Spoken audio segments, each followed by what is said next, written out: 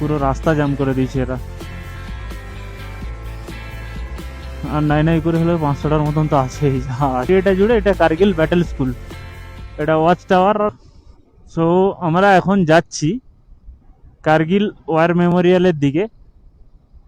কালকে রাতের বেলা তো দেখিয়েছি রাস্তাগুলো কিরকম হয়, আজকে সকালের রাস্তার ভিউ দেখো কিরকম। সাথে পিছনে আমাদের পুরো কাফিলাটা রয়েছে, ভিউগুলো শুধু দেখো। এই পাহাড়গুলো শীতকালে পুরো বরফে ঢেকে যায়। কালকে রাত্রে প্রায় 2 ডিগ্রি সেলসিয়াসের মতন ছিল, 2 কি 3 হবে। এই জন্যে লেহ লাদাখ রাইডের জন্য পুরো আইডিয়াল জায়গা।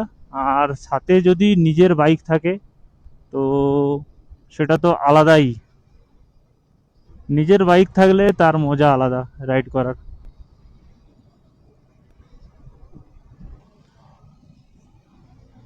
কাশ্মীরের রাস্তা মানে লেহ লাদাখ যাওয়ার রাস্তায় এইরকম জিনিসগুলো প্রচুর দেখা যায়। কখনো ঘোড়া মাল নিয়ে যাচ্ছে,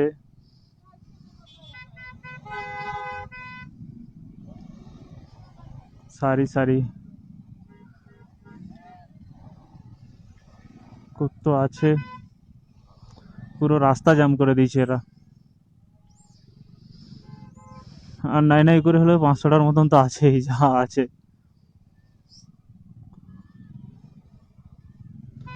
সব মার্কিং করা আছে গায়ে, কত গাদা গাদা।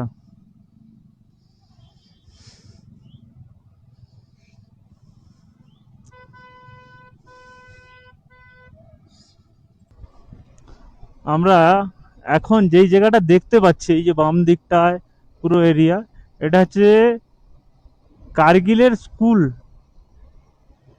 Kargil battle school. এই চারিদিকে এই যে পুরো এরিয়াটা জুড়ে এটা কার্গিল ব্যাটেল স্কুল। এটা ওয়াচ টাওয়ার আর বাড়ি ফাড়ি ওখানে আছে।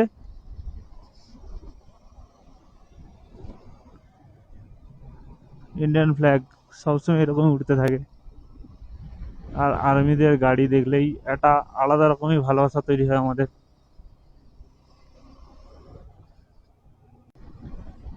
क्या नजारा है, রাস্তাটা দারুণ। মাঝে মধ্যে আমরা নিচে যাচ্ছি, মাঝে মধ্যে আমরা উপরে উঠছি, দারুণ সুন্দর ভিউ।